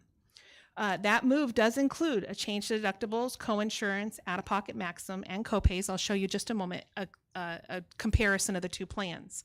Again, they do get to maintain that current Banner Aetna network. So this slide I'm showing you is the option 2. The top is the rate adjustment, and the bottom is the plan actually comparing one plan to the other. So currently you're seeing on the far left of the screen under Classic Gold, you're seeing what the current rates are. And then right next to it is a Classic Silver as proposed. Again, that's only a 2% increase to the rates that are for anybody involved enrolled in that plan. So certainly the employees that are currently electing that Classic Gold and move to the Classic Silver, they will see no increase at all. However, what they are going to see is a difference in the plan designs. If I can direct you to the bottom of the screen, in the center column is a current Classic Gold plan, and to the right is a proposed Classic Silver plan. As you can see, the deductible levels are higher, and I do want to make clarification when it says Tier 1 versus Tier 2. Tier 1 is the Banner Network physicians, whereas Tier 2 are the full Aetna physicians. So an employee, when they're seeking care, they have the option to select to go to a Banner facility or physician, and if they do, they have less out of pocket at the time they're receiving care. However, they have the ability to maximize the full Aetna benefit or listing of providers and facilities. If they do, then they have a little bit more coming out of pocket. But again, they have the choice to self-direct to Banner or to Aetna. So as you can see, the out-of-pocket maximums are increased. It's not a huge amount, but again, it is definitely an increase. The co-insurance increases from a current 15% to 20%. Regardless of which plan they select, preventative care is still covered 100%. That's mammographies, vaccinations, all that preventative care under ACA is all still covered 100% regardless of which plan. The primary care visits do go up $4 on Tier 1 and $5 on Tier 2, as well as on specialist visit. Another big win that we're excited about is that beginning this year, Teladoc is being provided at no cost to the district. So right now you're paying $2.50 PEPM to purchase Teladoc. And if you're not familiar with Teladoc, it's access to physicians or through virtual visits 24/7, 365. They do it through a telephone or an app. Right now you're spending roughly $8,106 annually, and now because it's going to be included with the medical plan, the district will incur that savings because you'll no longer be spending money on Teladoc as well. So I apologize as I derailed for a moment. So any questions regarding plan design changes or rate changes on option 2? I just had a question for administration. Those employees who are affected under the Classic Gold, when they actually are affected, that they do need it, that they're going to have a little bit of accrual built up to be able to meet those needs. And then, of course, the employees who don't need it, obviously, they're accruing higher HRA, HSA, whatever you want to call it. There's so many names for them.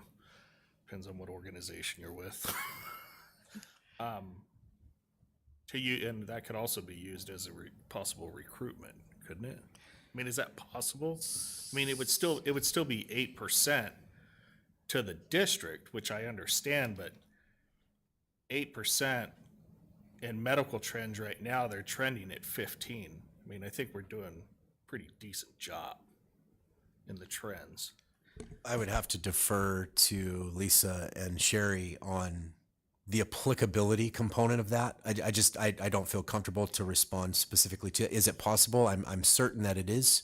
I don't know if that's a plan change or if that's something else that would have to be considered in terms of loading up some other HSA components. So, health savings account can only accompany a high deductible health plan. However, there are other venues for putting funds in. One is a flexible spending account called FSA, and it's in the term. Think flexible spending versus health savings, right? Spending means the funds expire after a year. There is no truly banking up. Whatever that goes in the beginning of that plan year, they have to use it, or that money will go back to the district. You have that option. The other is a health reimbursement arrangement, or HRA, that the district could essentially set up on the outside. The employees don't actually really have access to that money, but essentially the way it would work is the claims would hit the health reimbursement arrangement first, deduct the money from the health reimbursement arrangement, and then be applied to the employee. So you have a chance to actually kind of pay those claims using an outside vehicle. But the HSA really isn't an option, unfortunately, because again, it's not. It has to, an HSA must be connected to a high deductible health plan. So you do have a couple of options. However, I would like to invite Sherry up here for her opinion. Yeah, I completely concur with all of that. It's a great thought process for you guys, to do some extra contributions to employees on their behalf, especially if we're looking at option 2. And, you're taking a plan maybe that employees love, and, you're not making huge significant changes going to a silver plan, but it is, going to cost the employee more deductible and out-of-pocket wise, and then you're giving them a carrot by contributions like you're suggesting. So, Okay, I don't want to derail anything. I just asked. Board Member Aguirre, it sounds like your idea might benefit the employee more, though. I don't want to derail anything. These folks have worked hard. I understand. I leave that up to these guys. I know that I think of things and throw them on you guys. And Do you guys think that that does benefit the employee more to look at that approach? Maybe step up to the mic too, just so we have it for the recording. primarily a budget decision for y'all and a recruiting decision for y'all, honestly, and a retention consideration for your employees. So, There's benefit to it. Mr. Todd, I will just reiterate that I think that all of those things are really, really good options to consider. The one thing I always want to try to maintain is an equitable distribution to employees. And so when we have the purpose of a buy-up plan, it's for folks who need the buy-up plan. And please understand, I think it's really imperative that we find ways to ensure that we can support those folks. However, if we have people that are educated and have elected to be in the right plan for them and are utilizing that plan as was discussed a moment ago, when we dangle additional carrots towards one particular group on a plan over another, you run the risk of benefiting that group more so than another group potentially. I'm not saying that it happens. It would have to be something that would be worked out specific to have an equitable distribution across the board. So right now, in our high deductible health plan, we provide $750, $375 at the start of the year, $375 in the midpoint of the year to assist our employees in managing their deductible. We want people to use our district contribution through the HDHP, right? And we have tried over the past 4 years to steer people in that direction so that, as a general rule of thumb, we have many, many folks in our district that are young, very healthy people that may be on a gold plan that shouldn't be on a gold plan. They should be in a high deductible health plan with the HSA banking those dollars year over year. So when something comes up, they have a bank of $750. Now, I will also add that because our district contribution, the proposed 8% increase, is over and above the $750. So to equitably distribute that, we also contribute monthly to their HSA. So I just want to make sure we're pretty clear on an equitable distribution. And the gold plan is running, as they say, hot. It's above loss ratio pretty significantly.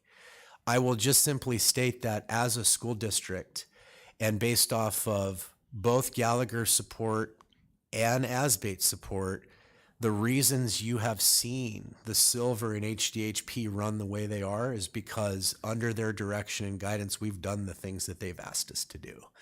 And we're trending significantly in a really good direction by market comparison. Market comparison would say we should be at 15 to 18%. We're running really, really good. And we're benefiting by being in the trust. We're also benefiting as a whole by doing the things that our people on our team are suggesting that we do to implement. I'm going to add something to what you just said and kind of put it together. In my companies and my businesses over the years, the one thing you don't do to employees is change the plans. They'll pay more money for it, but they do not. They're complicated. And they get used to using a plan, and you change deductibles, doctors, or whatever the pieces are, they'll quit. I've seen it. But you go ahead and keep those plans the same so they understand it. Maybe we pay a little more for this plan. It goes over much better. And I've been doing this for a long time, and I will tell you, I like what I'm seeing here. And even the increase at what we're looking at in the gold plan isn't anywhere what we're seeing with my company now. Ours is much higher, but I would encourage everybody to try to keep this as simple as possible. Yeah, if I could encourage all the employees, it would be to go to a high deductible health plan. Yep.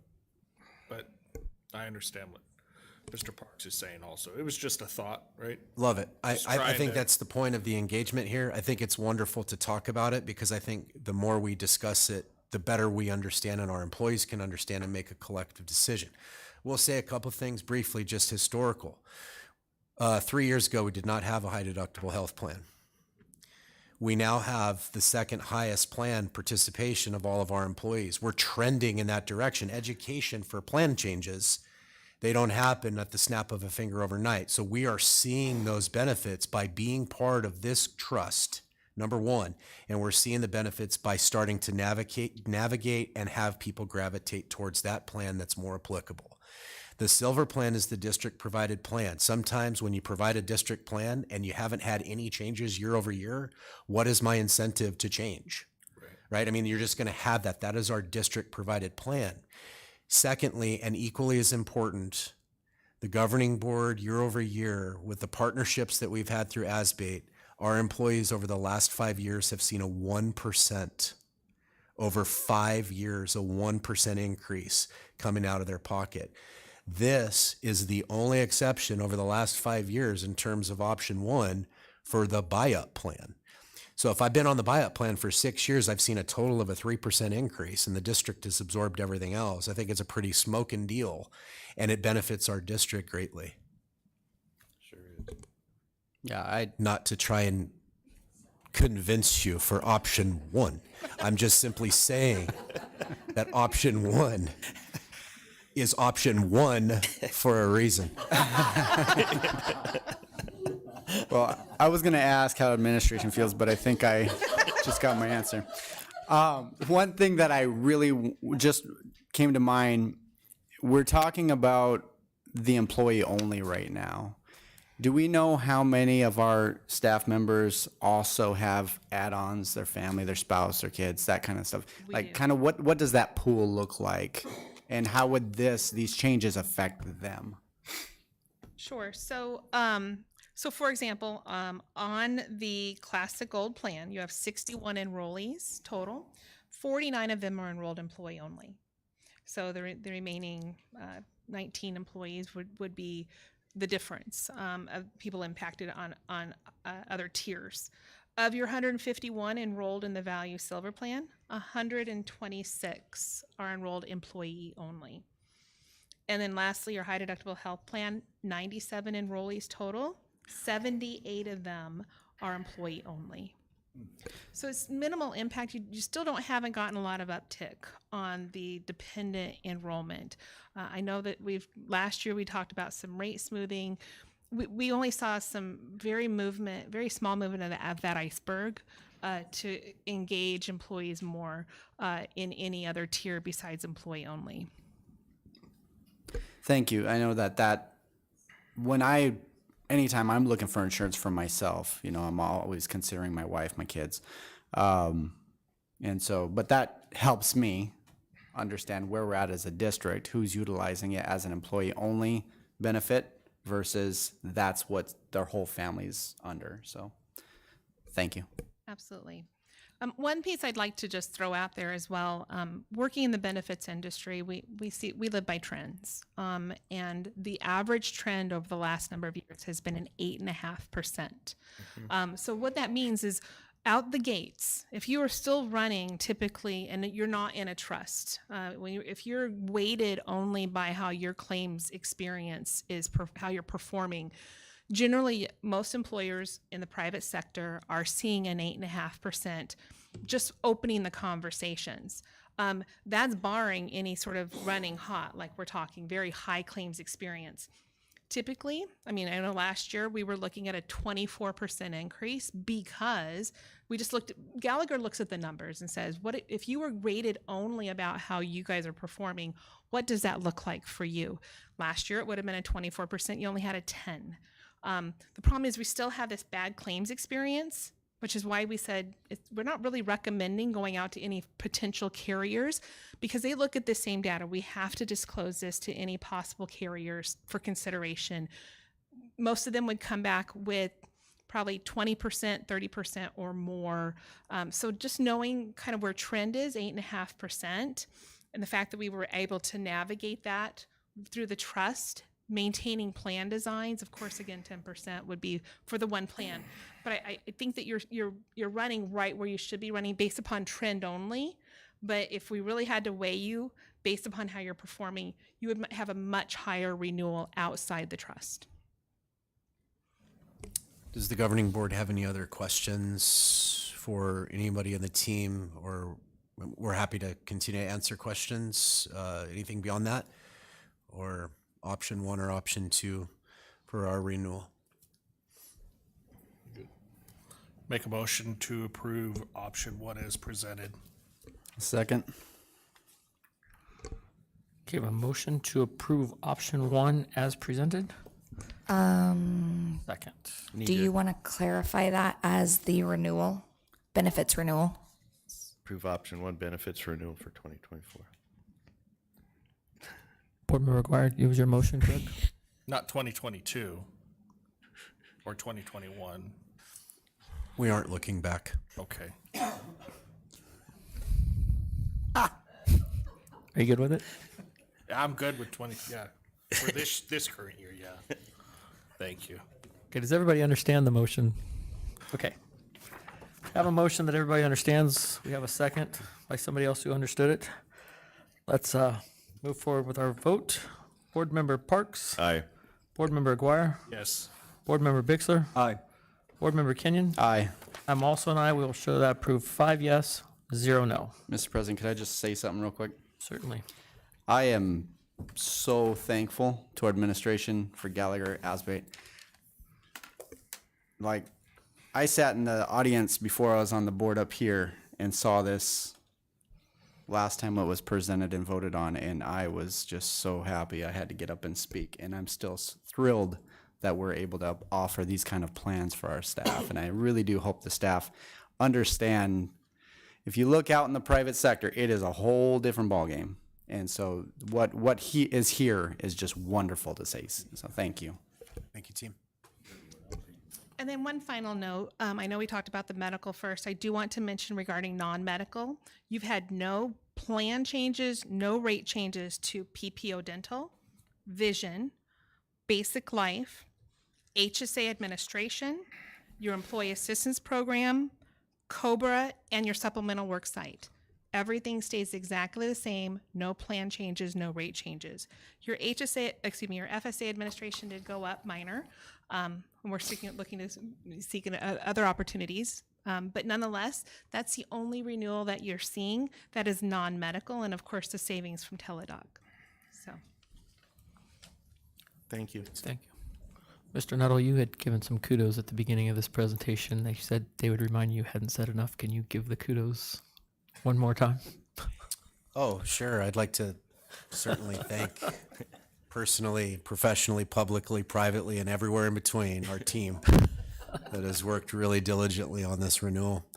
It really does take a team effort, and there's lots that goes into it. So I can't give enough credit to them for all of the work that they collectively do, and our employees as well, and the support that they receive sincerely to ensure that our employees have the very best benefits that we can possibly offer. So it's really a team effort. So thanks for making me say it again, and I will. I'll continue to do it. Perfect. Thank you very much. Next on our agenda is 6.4, discussion consideration to approve issuance of support staff work agreements for fiscal year 2024. Mr. Nuttall. Mr. President, members of the board, the last set of issuance of contracts, work agreements for support staff is before you for your approval this evening. That's it. Mr. President, I'll make a motion to approve the issuance of support staff work agreements for year 2024. Second. Have a motion and a second to approve the issuance of support staff work agreements for fiscal year 2024. Also have a second. When I call your name, please specify your vote. Board Member Parks. Aye. Board Member Aguirre. Yes. Board Member Bixler. Aye. Board Member Kenyon. Aye. I'm also an aye. We'll show that approved. 5 yes, 0 no.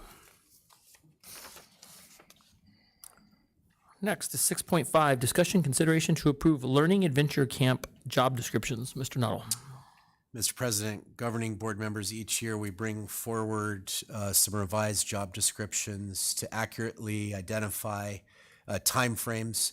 This year we have a name change to Learning Adventure Camp. Sounds amazing. Everybody wants to be a part of it. And so the strike throughs are there for you to see the changes, but I just wanted to note the primary changes are when they occur and the name. There's really not a whole lot of other changes in the strike through, but we wanted to be able to publish an updated job description so that we can begin to staff for our summer Learning Adventure Camp. I would also like to point out that we did include 5th grade as requested. You stole my thunder. I was going to thank you for that, but I'll still thank you. So I can't say it as well as Mr. Nuttall gave praise to the last group, but the thoughts Takes a lot of practice, Mr. Todd. Well, you can say it again if you They want. remind me every day. Yeah. Practice. Okay, do I have a motion for this?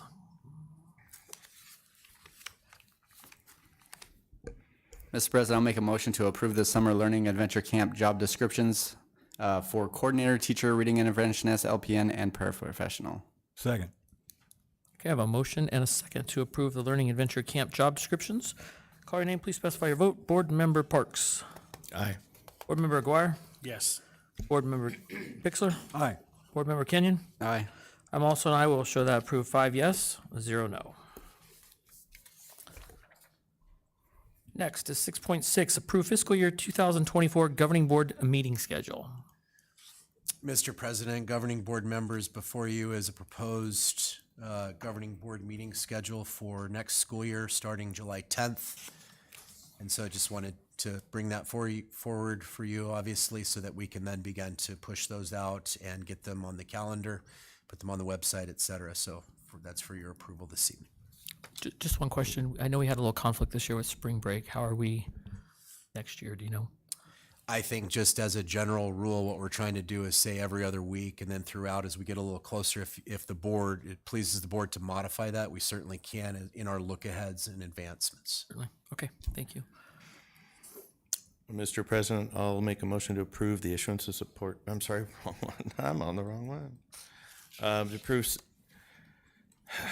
approve the 2024 governing board meeting schedule. There we go. Have a motion, have a second. Second. We have a motion and a second to approve the fiscal year 2024 governing board meeting schedule. When I call your name, please specify your vote. Mr. Parks. Aye. Board Member Aguirre. Yes. Board Member Bixler. Aye. Board Member Kenyon. Aye. I'm also an aye. We'll show that approved. 5 yes, 0 no.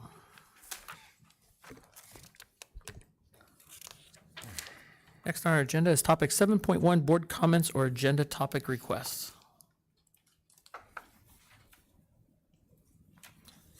I just had one request. I was wondering if we could get the insurance trust in here to give this governing board and the public a presentation on exactly what it is that they provide to us and how much that costs and the different nuances of action versus reaction, if you will.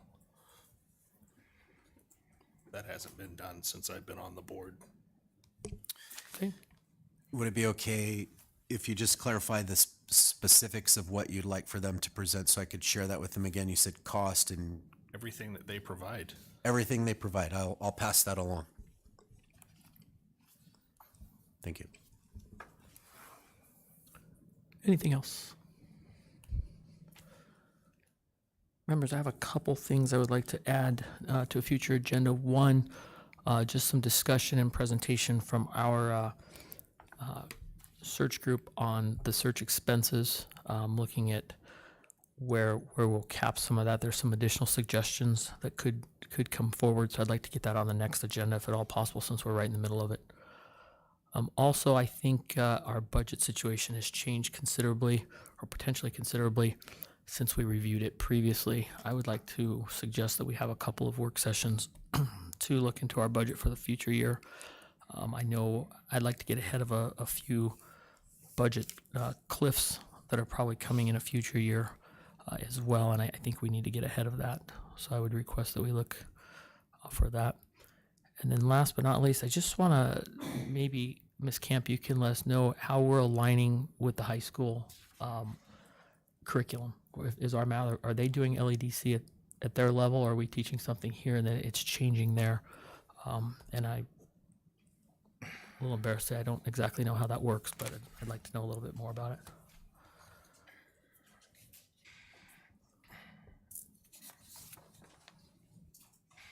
Anything else from anybody? Okay. Next is item 8.1, upcoming board meetings. We've got April 10th, 24th, and May 8th.